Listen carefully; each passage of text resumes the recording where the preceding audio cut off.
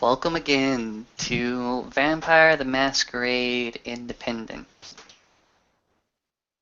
The scene is set this wonderful March night underneath steel and concrete, with one lone kindred away from all of her allies and peers, away from the Straitnik hierarchy that would provide assistance and care, provide for her well-being, away from everything.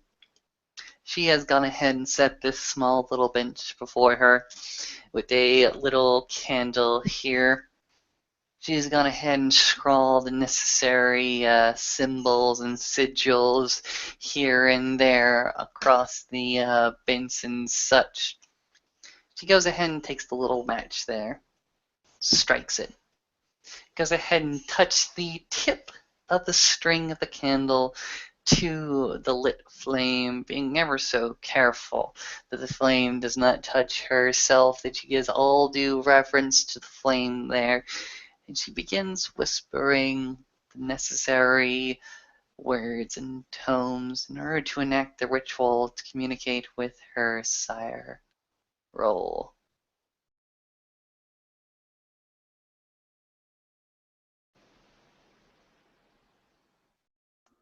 I will indeed roll for that.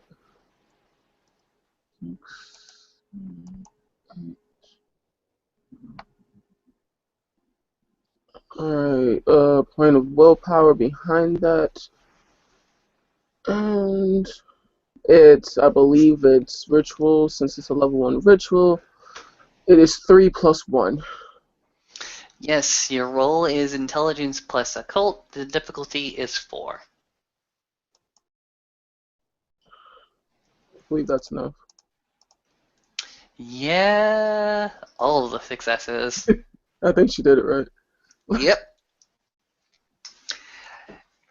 You go ahead and enact the ritual and extend out your consciousness beyond the space that you currently find yourself in.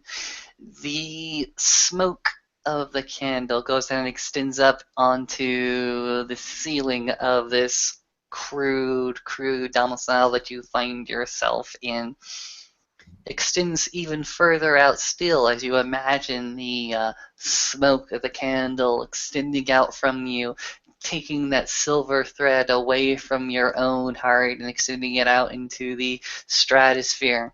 As you imagine another small smoke go ahead and extend out from another kindred's undead heart, extending further out into the atmosphere, making contact, mixing and mingling. As you hear in the back of your head a very familiar voice, a very familiar presence, as if she herself was standing right behind you as you're kneeling towards this candle, focusing all your attention and thought there, as you hear the very, very familiar and gentle voice of your sire go ahead and reach out to you, saying, "Hello, my sweet childer. Hello again. How do you do? These nights find me very, very well. If you would imagine, Barnabas taking one long stint away from his wine glass and actually studying a bit of literature. Not thaumaturgical touch, but the actual literature around this library, you'd be quite amazed. Hmm. So nothing's changed, I assume. No, things are the same here as they have always been. We have not even taken the chance to re-renovate the room that you stood in. A neonate apprentice has not stepped in there. Sometimes I walk in there and simply touch the seats there where you used to lay and remember those wonderful, wonderful afternoons of us just conversing about nonsense and the like. I do miss those nights, but I've called to ask a favor. It seems that there are no Tremere in this city and no proper dwelling place for Tremere. I'm I have secured my own domain and thus secured my own haven, but the issue of securing a chantry for more Tremere, should they choose to come here, is a bit of an issue.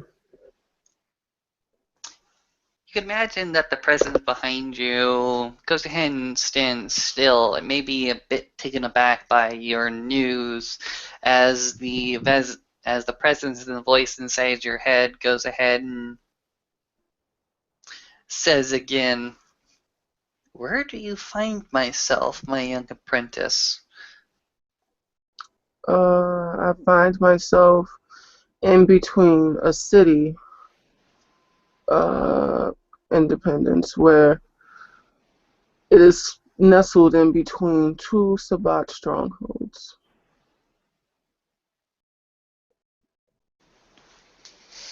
Independence, independence, independence. I do not believe that I know of any stronger chantry within that area. You find yourself in the state of Texas, right? You imagine that the presence is actually walking over towards a desk, actually, and you imagine that this particular presence is starting to take out a large catalog and is starting to read through it. Independence, yes? Yes, Mm, right. There used to be a chantry there, headed by a Miss Lovelace, if I remember correctly, and tap, tap, tap. Yes, yes, yes. Is she not there to provide for you? Is she not there? Is again another tapping goes ahead and presses. Is not the representative from Nevada there to oversee things? no one is here except myself. The Tremere have lost presence, face, and they do not have a seat on the Primogene Council. My work is cut out for me. Oh, my dear, dear childer. You can imagine the hands there, the tired old hands that used to comfort you. Go ahead and close the catalog in front of her and then place it to the side. My dear Star, you find yourself in a bit of predicament, haven't you? Yes, I do. I will try within all my due power to assist you in your stay there. I'm quite glad to hear that you've been able to secure your own domain. However, I was expecting others to go ahead and provide for the chantry's need and the thaumaturgical requirements there. What do you find yourself in need of, young one? I find myself in the need of first the ritual known as dedicate the chantry, and the second deny the intruder. The minimum basics. Hmm. Were you not given the permissions to do so by the previous regent in order to learn those rituals, or were you left without that education? I was left without that education. Mm. You can imagine the presence behind you. Go ahead and rubbing her forehead and temple, saying, "It will make it that much harder in order to require the allowances and permissions to teach you as such." Young one, I do not know of these rituals myself. I learned other analogs, but I will go ahead and make every effort to teach you these things while I'm able to. Now, before I can myself learn of these rituals and the requirements as such, I will need to be able to present to my regent and my lord that me learning these rituals is for the betterment of the house. And that I will have to leave to you, my dear Starr, my dear wonderful Starr. I need you to be able to furnish me a report about your progress within the city. Now, from what I'm hearing right now, you have very much a ways to go, but there is only upwards, right? There's only a rising star, right? That wonderful rising star that I recognize. Yes. Okay. Miss Harker, you notice that this voice is a little bit more stern, a little bit more down the business. I require from you the specifications for the area you wish to dedicate as a chantry. And I must require a thorough profile of the members of the court within Independence. I require this because if you are to represent the council, or at least represent the House within Independence, I require a profile to go ahead and tailor your responses as such according to the House. Now, are you sure there is no other representative that you cannot call out for? I heard of a lord that's not even stationed here. Where is he stationed? Oh, see, I was told this, but I don't remember. All right. Mm, Imagine Harker does not remember as well. mm. Miss Harker, I needed your memory to be much better than this, Miss Harker. In any case, Mm. yes, I need a profile of the court in its totality, and I need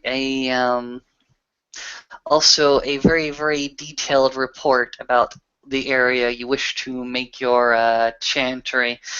Within Independence, that is a stone skips away from Galveston, actually. I myself have a few contacts in Galveston.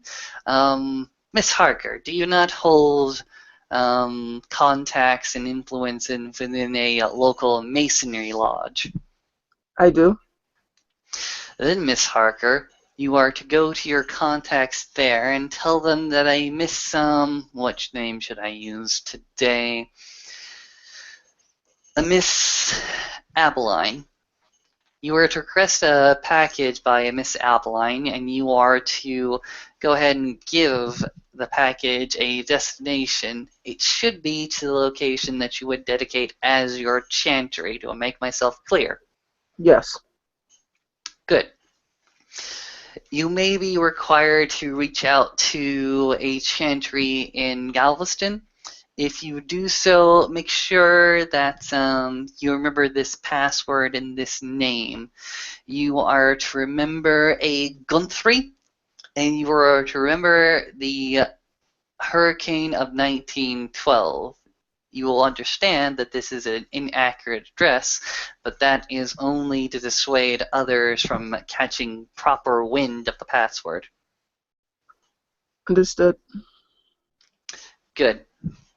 Should you follow these instructions to the letter, I will be able to provide you with such materials in order to dedicate the chantry and such materials to furbish the chantry as you need. Do I make myself clear, child? Yes. Good. The tone goes ahead and softens just a tiny little bit as you hear the familiar genteel and soft voice that you came to come very, very familiar with. My child, these next few months will be quite a trial for you and quite a crucible for you. I do hope that you are indeed up for the task. I am. tonight I will make all due arrangements in order for me to catch hold of the thaumaturgical tones that dedicate the Chantry ritual, but deny the intruder may be a little bit much. I urge you to continue thaumaturgical researches and studies. There is another ritual called Seal the Egress. You must learn that one. You will learn that one before I teach you deny the intruder. This will help secure the physical location, while the bureaucratic one, I assume that you are confident enough to not let a hint or a whiff of your actual location fall anywhere close to kindred or the enemy sex hands. Yes. Good. Again, the voice will go ahead and become much more softer and softer until it is that very voice that comforts you while the entire world was spiraling around you.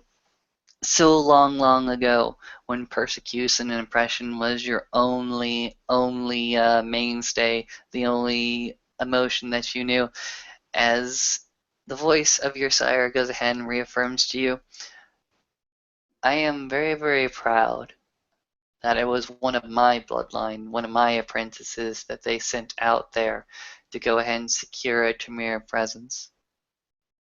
Please, please, please endure yourself and please persevere, because I could not imagine should you fail or should you fall away so very, very far from my side.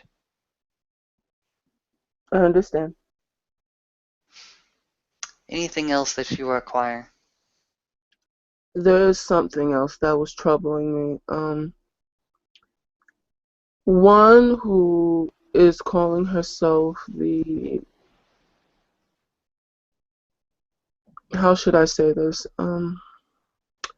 Calling herself the Keeper of Elysium, a Miss Silverbird, is holding Tremere ashes. You can imagine that the presence on the other side is quite quizzical. Uh,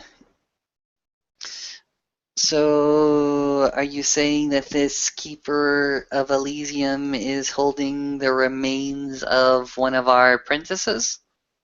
I believe so. Alright. Have you made efforts to go ahead and require them for the house? I spoke to her and I asked that she return them. She quickly became very defensive, and I suppose there will be more negotiations to be had. Negotiations? That, if it is truly the remains of one of our princesses, those ashes belong in our hands so that we can properly go ahead and consecrate and dedicate that memory of him. Whose ashes seem to be within our possession? Again, I'll say Miss Silverbird, the Keeper of Elysium and Independence. Yes, but whose ashes? Whose remains? Uh, a Tremere. She called her. She's a Tremere by the name of. You have to forgive me. The long list of the names of the Tremere that were given. A lot of them were considered failures and um problems. I have to reconsult my notes, but Miss Harker. Again, that harsh tone that you know. yes. If you cannot give us a name for the Tremere ashes, how are we to discern how much negotiation or leeway we are to give the Court of Independence? Yes. Please consult your notes and come back to me. Um, I will. Now, as I said, Proper arrangements and proper materials will be provided to you, but you must give me and give the house everything it requires. You must go ahead and go through the paperwork and bureaucracy that we have taught you to thrive in. I know. Never forget that even if I am not here, or at least not there with you, that you can always call for me for help. That's why I taught you the secret of the candle, so that you're never without me. So you are never without somebody that you can call out to. I understand. Now, tell me about your night. If there's no other business to go ahead and deal with, tell me about your night. It's been very hectic. Lots of preparations to be made, lots of places to go, lots of individuals to meet. Um, Elysium was held at a pool party. Well, Elysium was a pool party, I should say. Um, there's the certain amount of this place independence, it confuses me. Hmm. Well, perhaps you should have been here only a few nights previously. The previous Elysium that our Toreador keeper decided upon was a rather open affair on a beachfront, actually. He made all due assurances that our security was well taken care of, but I decided not to remove my protections in order to don a bathing suit. Although Miss Beatrix, that you remember, obviously did so very quickly. I remember. It was a rather pleasant affair, everything due considered. Perchance Roberto from the Venture decided to regale me with several of his different crusades. By crusades, I mean his various conquests within the eastern coast, fighting the dreaded Sabbat where they lay. The way he told it, it was an elaborate and epic affair. I imagine several points were exaggerated, but it did make for an awfully good story. Hmm, I see. Always remember, during times of peace, we need epic tales in order to spurn us on when things get more warlike. I understand. And yourself? Trying to secure myself a decent haven and reach out to my contacts and making sure that my resources come in the way they're supposed to. Lots of work, little time for me to sit down and enjoy things like I used to. I'm much more responsible now. Very well. I do hope that the next time we meet, you will still be the same adorable neonate that I came to embrace to myself. But for now, the hour does grow long, and uh, Barry, or Barabbas, has started to walk out of the Chantry library singing some sea shanty. I'm very concerned that he will go ahead and make an embarrassment of myself. Anything else before I must away? No, if there's anything else, I know how to reach out to you. Very well. Barry! And instantly the mental connection is broken. The thin line of smoke that trailed upward is starting to automatically snuff itself as you are again left in mostly darkness with your own thoughts, your own worries, and your own concerns. So, very, very far away from the hierarchy and the pyramid that you came to know and love and depend on.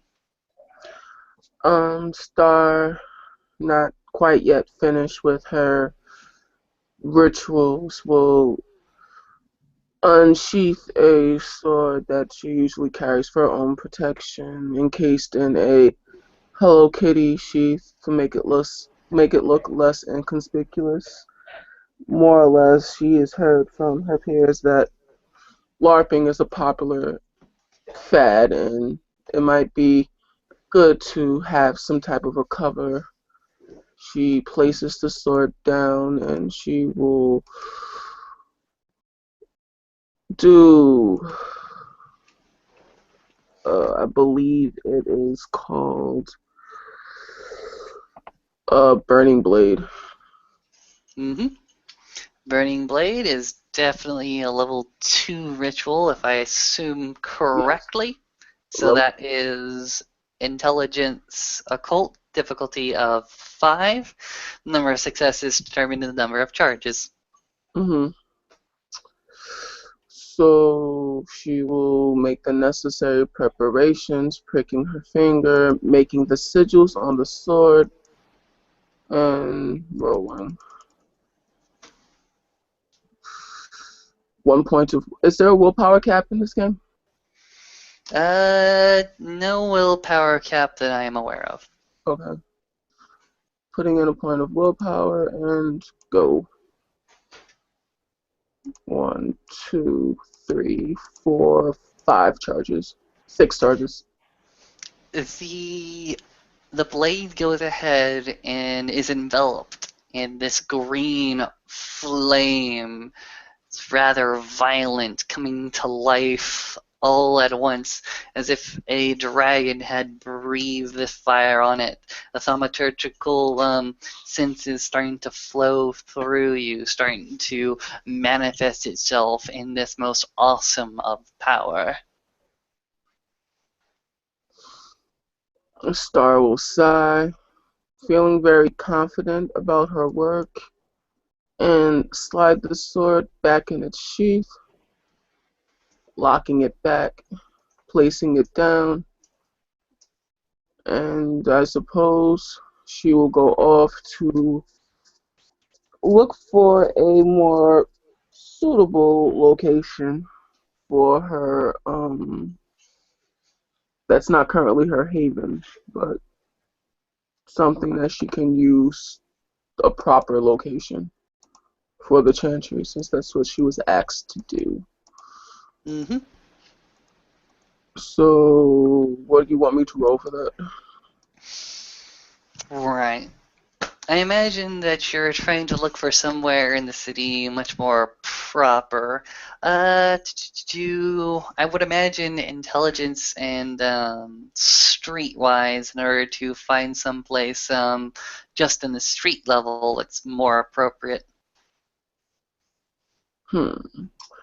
Would I be able to? Hmm.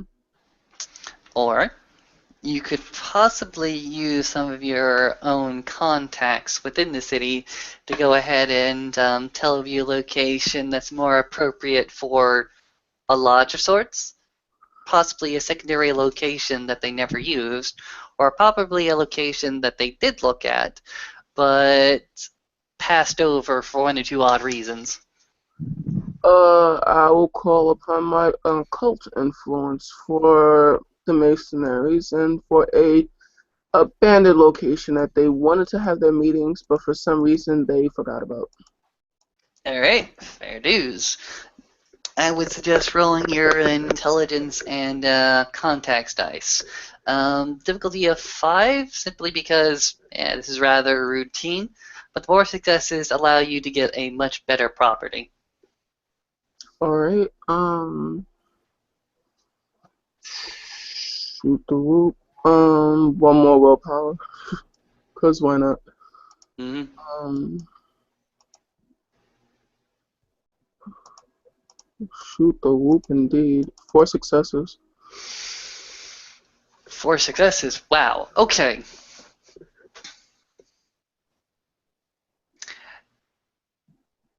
Okay. Okay. What is your perfect criteria? Let's just go ahead and say that. What is your perfect criteria for a lodge or a chantry meeting place? The ideal place would be a sort of a abandoned library of sorts that has been renovated, that has been left alone, kind of forgotten. It would have this secluded air. It would have this secluded feeling about it. It would also have a. This place probably would have gone through a few renovations, a few places, and a few reincarnations. Someplace that has